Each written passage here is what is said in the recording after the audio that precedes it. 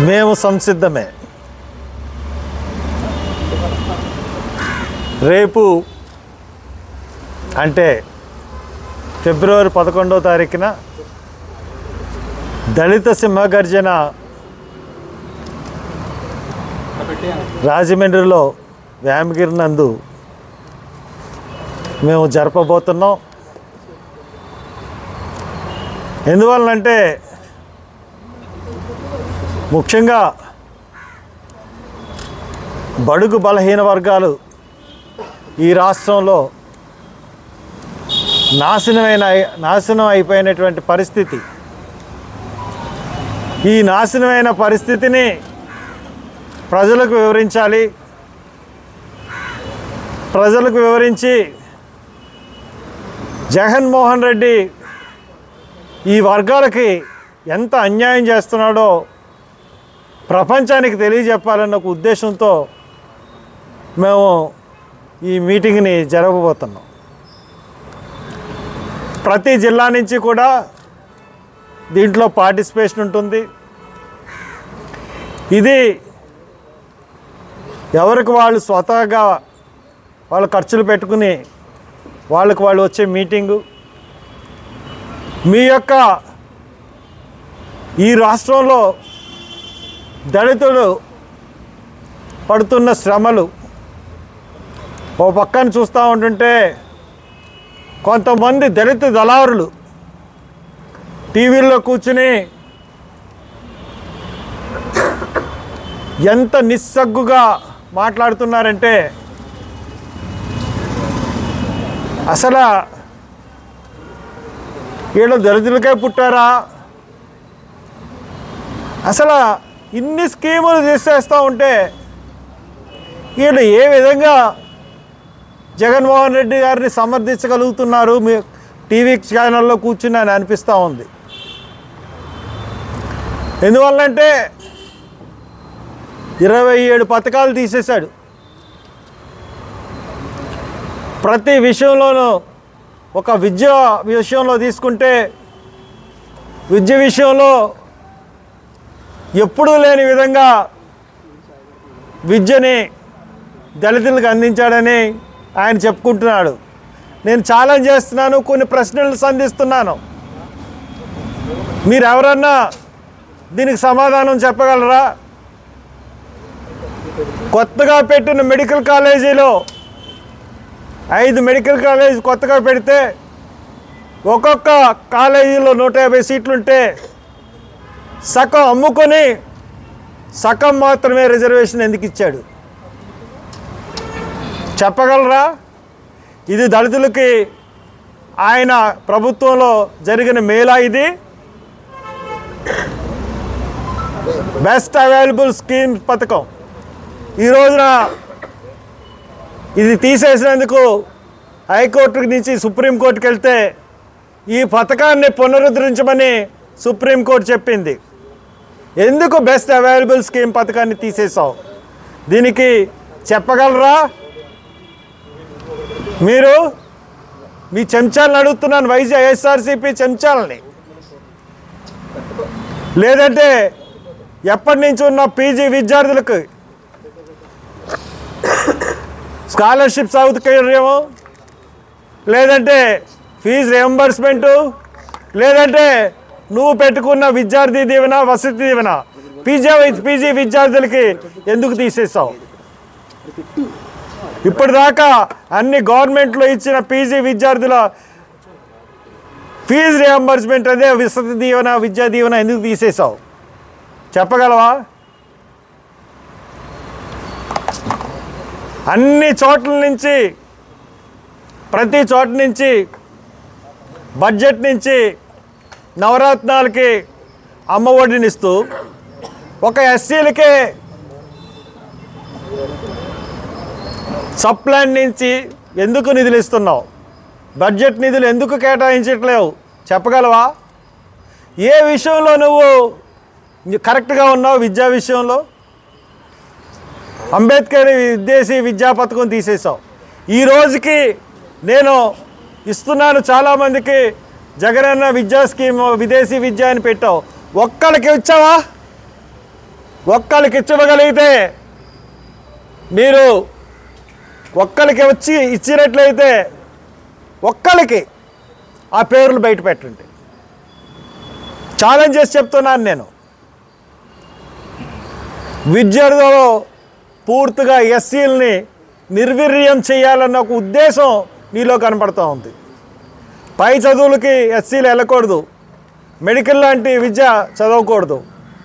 అందుగురించే ఈ పరిస్థితి ఎస్సీ నీ ప్రభుత్వ విధానమై ఉంది. ఏమి చేసావు ఎస్సీలకి? ఏమన్నా చేసావా? అరే భూమి కొనుగోలు పథకం, పేద భూములు లేని వాళ్ళకి, పేద రైతులకి అగ్రికల్చర్ ల్యాండ్ కొనిపెట్టి వాళ్ళకి వ్యవసాయానికి ప్రోత్సహించాల్సింది పోయి, కౌలు చేసుకుంటున్న వాళ్ళ హక్కులను కూడా కాపాడలేకపోతుంది ఈ ప్రభుత్వం. ఆ భూమి పథకాన్ని కంప్లీట్గా రద్దు చేసేసావు. రద్దు చేసి నీ చెంచాదారులకి, నీ యొక్క బినామీలకి వేలాది ఎకరాలు అప్పనంగా అంటే అప్పనంగా దగ్గర 30-40 కోట్ల ఎకరం ఉంటే లక్షల మీద డబ్బులు తీసుకుని ఇచ్చేసే విధానం రాష్ట్రం అంతా ఉంది. అందుగురించే మా భూమిని పరిశ్రమలకు ఇస్తున్నావు కాబట్టి ప్రైవేట్లో కూడా రిజర్వేషన్లు పెట్టమని ఈ మీటింగ్ డిమాండ్ చేస్తూ ఉంది. అదేవిధంగా దళిత ఎస్సీలకి క్రిస్టియన్ హోదా కల్పించమని కూడా ఈ మీటింగ్ డిమాండ్ చేస్తూ ఉంది. అంగన్వాడీలకి జీతాలు పెంచమని ఈ యొక్క దళిత సింహగర్జన డిమాండ్ చేస్తూ ఉంది. మాపై జరిగిన దాడులు, దళితుల మీద జరిగిన దాడులు, ఈ అన్నిటికీ 5 సంవత్సరాల్లో జరిగిన దాడులకన్నిటికీ ఒక ప్రత్యేకమైన కమిషన్ వేసి ప్రత్యేకమైన కోర్టులు పెట్టి దళితుల మీద దాడులు చేసిన ప్రతి ఒక్కరిని కూడా శిక్షించే విధానాన్ని రూపొందించవలసిందిగా రాబోయే ప్రభుత్వానికి మేము చెప్తా ఉన్నాం. ఎందువల్లంటే ఇది గేమ్ చేంజర్ మీటింగ్. ఇది గేమ్ చేంజర్ మీటింగ్. ఖచ్చితంగా రాష్ట్రంలో రాజకీయ పరిస్థితుల్ని మార్చే మీటింగ్. ఇది హర్ష కుమార్గా నేను ఒక దళిత పర్సన్గా, ఒక ఎంపీగా నేను ఈ మీటింగ్ పెడతా ఉన్నాను. దళితుల్లో చైతన్యం తీసుకురావాలి. అందరూ అనుకుంటున్నారు దళితులందరూ కూడా వైఎస్ఆర్సీపీకి ఓట్లేస్తారని. అది తప్పు. దళితులు నలిగిపోయి ఉన్నారు. దళితుల యొక్క ఆక్రోశం అన్నది ప్రజలకు తెలియజేయాలి. దళితుల ఆక్రోశం ఈ దేశానికే తెలియజేయాలన్న ఒక ఉద్దేశం. ఇటువంటి పరిస్థితులన్నీ ఉన్నాయన్న ఉద్దేశంతోనే ఈ మీటింగ్ పెడతా ఉన్నాను. ఈ మీటింగు ఏ పార్టీకి సంబంధించింది కాదు, ఏ పొలిటికల్ పార్టీకి సంబంధించిన మీటింగు. ఈ మీటింగు దళితుల యొక్క గుండె చప్పుడు చూపించే మీటింగు, దళితుల యొక్క హృదయస్పందన తెలియజేసే మీటింగు. మాలో ఎంత ఆవేదన ఉందో, ఎంత ఆక్రోశం ఉందో, ఎంత బాధపడుతున్నామో, ఒక రెండవ జాతి పౌరులుగా చూడబడుతూ వైఎస్ఆర్సీపీ గోండాలతో చంపించబడుతూ మొన్న శిరోమండలం కేసు చూశారు. క్రాష్ కోసం వెళ్తే కొట్టేసి చేయమంది. ఎవరు నిందితులంటే వైఎస్ఆర్సీపీ వాళ్ళు. శిరోమండలంలో నిందితులు ఎవరంటే వైఎస్ఆర్సీపీ వాళ్ళు. శిరోమండలం చేయించినందుకు వాళ్ళకి సర్పంచ్ పదవి ఇచ్చారు. అఫ్కోర్స్ సర్పంచ్ని ఓడించారనుకోండి గ్రామస్తులు. అలాగే ఎమ్మెల్సీ డోర్ డెలివరీ చేశాడు అనంతబాబు. నేను చంపేశానన్నా కానీ 4 రోజుల్లో 2 నెలల్లో బెయిల్ వచ్చేసింది అతనికి. అరే మరి మా కోడికొత్త సీనికి బెయిల్ ఎందుకు ఎవరండి? శిక్ష పడినా 3 సంవత్సరాలే శిక్ష పడుతుంది ఒకవేళ నేరం అనుకుంటే. అటువంటి కోడికత్తి సీనికి, నా కాన్స్టిట్యున్సీలో ఉన్న కోడికత్తి సీనికి ఎందుకు బెయిల్ ఎవరు? నిన్న గవర్నర్ని కలిశారు. గవర్నర్ గారు కూడా జోక్యం చేసుకుని దీన్ని ఖండించి ఇమీడియట్గా మరి మాట్లాడి బెయిల్ ఇచ్చే పరిస్థితి న్యాయస్థానాలను కూడా నేను కోరుతా ఉన్నాను. ఎక్కడ చూసినా మొన్న దొమ్మేరులో పోలీస్ స్టేషన్లో తీసుకొచ్చి కుర్రాడిని కూర్చోబెడితే బొంతు మహేంద్ర అనే కుర్రాడు చనిపోయాడు ఆత్మహత్య చేసుకుని. సావర్లకోటలో అతను గిరిబాబు, ఆ గిరిబాబు డయింగ్ డిక్లరేషన్ కూడా ఇచ్చాడు. నన్ను పోలీసులు తీవ్రంగా 4 రోజుల నుంచి పోలీస్ స్టేషన్కి పిలిచి కొడుతున్నారంటే దాని మీద కేసు కూడా విత్డ్రా చేసుకున్నది వైఎస్ఆర్సీపీ గవర్నమెంట్. అక్కడున్న కౌన్సిలర్ గురించి, అక్కడున్న వైసీపీ నాయకుల గురించి. అలాగే ఎర్రగొండపాలెంలో మోజెస్ అన్న దళిత యువకుడిని పోలీస్ స్టేషన్లో కొడతా ఉంటుంటే 4వ రోజు పెట్రోల్ పోసుకొని పోలీస్ స్టేషన్లో తగలిపోయాడు. మాస్క్ పెట్టుకోలేదని కిరణ్ కుమార్, మాస్క్ అడిగినందుకు సుధాకర్. ఇలాగ ఎంతమంది దళితులను మీరు చంపేశారంటే అంతమందిని దళితులను చంపేశారు. అందుకనే మా ఆత్మగౌరవం చాటి చెప్పడానికే ఈ మీటింగు మేము చేపట్టాం. ఈ మీటింగ్ని మా ఆత్మగౌరవం, మా ఆత్మాభిమానం చూపించి ఖచ్చితంగా ప్రభుత్వాన్ని నిలదీయాలి. ఈ ప్రభుత్వాన్ని గద్దె దించే వరకు ఈ దళిత సమాజం నిద్రపోదని సుస్పష్టంగా చెప్పాలన్న ఉద్దేశంతోనే ఈ దళిత సింహగర్జన మరి మీటింగ్ మేము పెట్టాం. దళితుల మీద దాడులు, దళితుల మీద స్కీములు తీసేయడాలు ఇవేనా? ఈ 5 సంవత్సరాల్లో నిన్ను మేము గెలిపించినందుకు నువ్వు మాకిచ్చిన బహుమానం? ఎక్కడన్నా ఈ 5 సంవత్సరాల్లో ఒక కొత్త స్కీమ్ ఏమన్నా చేపట్టగలిగావా? అరే, హైకోర్టు నిన్ను తీవ్రంగా వ్యాఖ్యానించింది. హాస్టల్లో, ఎస్సీ హాస్టల్లో దుర్భరమైన పరిస్థితులు ఉన్నాయి. 40-50 మందికి ఒకే లెట్రిన్ ఉంటుంది, ఒకే బాత్రూమ్ ఉంటుంది. ఎవరో ఏజెన్సీలో రగ్గులు ఇస్తానని చెప్పి ఒక స్వచ్ఛంద సంస్థ వస్తుంటే వాళ్ళు కూడా రగ్గులు నిప్పనివ్వకుండా వాళ్ళు బాధపడాలన్న ఒక దుర్బుద్ధితో వాళ్ళని కూడా రిజెక్ట్ చేశావు. నువ్వు ఏదో స్కూల్స్ని బాగు చేసేస్తా ఉంటున్నావు. నాతో రా, నా కాన్స్టిట్యున్సీలో ఎన్ని స్కూల్స్ బాగు చేస్తావో చూపెడతాను. ఎన్ని ఎస్సీ హాస్టల్స్లో ఎటువంటి పరిస్థితులు ఉన్నాయో నీకు చూపెడతాం. దుర్భరమైన పరిస్థితుల్లో ఎస్సీ విద్యార్థులు ఉన్నారు. ఒక్క హాస్టల్నైనా నువ్వు డెవలప్ చేసావా?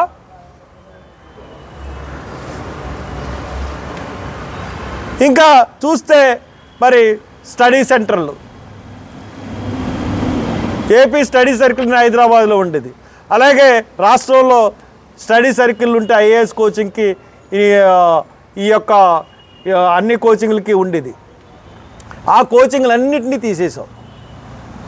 అరే, పీజీ విద్యార్థులు పీజీ అయిన తర్వాత పిహెచ్డి చేసుకుంటే వాళ్ళకి స్టైఫండ్, మెస్ ఛార్జెస్ ఇచ్చేవారు ఇంతకుముందు గవర్నమెంట్లో. అది కూడా తీసేసాం. ఇంకా వైస్ ఛాన్సలర్ అంతా నీ కులవాళ్ళే.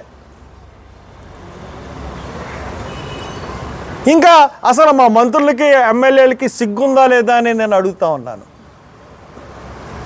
నువ్వు రాజులాగా ఒక్కడే చైరేసి కూర్చుంటే ఉప ముఖ్యమంత్రులు, మంత్రులు, ఎమ్మెల్యేలు, ఎంపీలు గొర్రెల్లా కింద కూర్చుంటారు. ఎక్కడైనా ఈ ప్రజాస్వామ్యం అన్నా చూసావా? కనీసం ముఖ్యమంత్రులు, ఉప ముఖ్యమంత్రులు కూడా పక్కన పట్టుకోలేని సంకుచిత స్వభావం నీది. నీ అహంకారం నీ అణిచివేయడానికే ప్రజలు చూస్తున్నారు. అక్కడ కేసీఆర్ అహాన్ని అణిచివేశారు ప్రజలు, ఇక్కడ నీ అహంకారాన్ని అణిచివేయడానికి కాసుకుని కూర్చున్నారు జగన్మోహన్ రెడ్డి. నీకిదే మా సవాలు. మేము సిద్ధంగా ఉన్నాను మేము దించేయడానికి. కాసుకో, నువ్వు కూడా సిద్ధంగా ఉండు పదవీచ్యుతుడు అవ్వడానికి. మేమంతా కూడా ఖచ్చితంగా మా యొక్క స్కీములకి మద్దతు ఇచ్చే వాళ్ళకే మేము మద్దతు తెలుపుతాం. మా మీద జరిగిన అన్యాయాల మీద, అక్రమాల మీద న్యాయ విచారణ జరిపిస్తానని హామీ ఇచ్చే వాళ్ళకే మేము ఖచ్చితంగా ఓట్లు వేస్తాం. ఈసారి నీకు మట్టుకు ఎట్టి పరిస్థితుల్లో వేసేదే లేదనే ఈ సభ ఖచ్చితంగా తెలియజేస్తుంది. అది చెప్దామనే ఈ ప్రెస్ మీట్ అరేంజ్ చేశాను. మరి ఈ ప్రెస్ మీట్లో ఇది అయిన తర్వాత ఈ రోజున మా యొక్క పోస్టర్ని కూడా విడుదల చేయబోతున్నాం. దయచేసి దాన్ని కూడా మరి మీరు ఏమండి, ఎస్పీ గారితో మాట్లాడానండి. స్వామిగిరిలో వాళ్ళ దగ్గర నేను తీసుకున్నాను పర్మిషన్. వస్తుందని కాదండి, ఇచ్చేసాను. ఓరల్గా చెప్పారు పెట్టుకోమని చెప్పి ఎస్పీ గారు. సభకి హనుమంతుల గురించి ఎటువంటి ఆటంకాలు లేవండి. అన్ని సభలు జరుగుతున్నాయి కదా.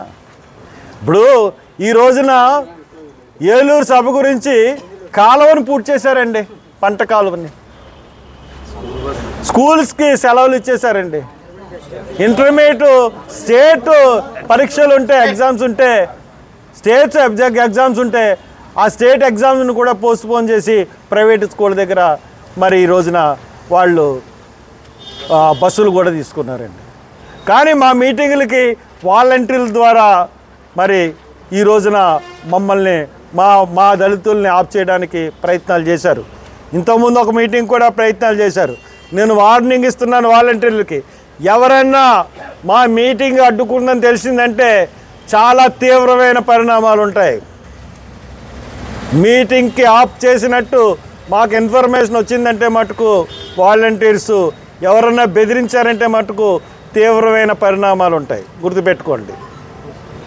కాబట్టి పోలీసులు కూడా ఆపొద్దు, పోలీసులు చక్కగా కోఆపరేట్ చేస్తూ ఉన్నారు. ఎస్పీ గారు కూడా జాగ్రత్తగా చేసుకోండి అని కూడా చెప్పారు.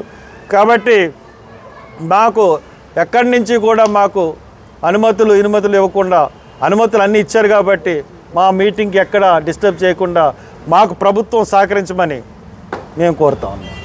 Thank you. అందరూ ఇది కాదు,